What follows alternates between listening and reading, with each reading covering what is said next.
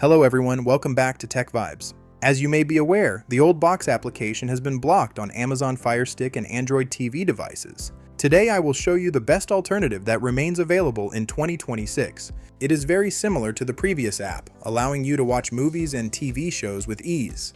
The entire process is simple and will only take a few moments of your time. The first step is to get the app called Downloader on your Firestick. You can find it for free in the official App Store.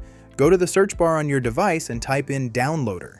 When it appears in the results, click on it to begin the download to your device. Once you have the application, we need to set it up properly. Go to your Settings menu. From there, navigate to the My Fire TV section. We need to enable the developer options. Open the Downloader application you just installed on your Firestick and go to the search bar. At the top, enter the code 2434497. Click Go, and while it loads, subscribe to TechVibes. The download will start shortly. Once it's finished, simply click the Install button and wait. Click Done, then select Delete to remove the installation file and save space on your device.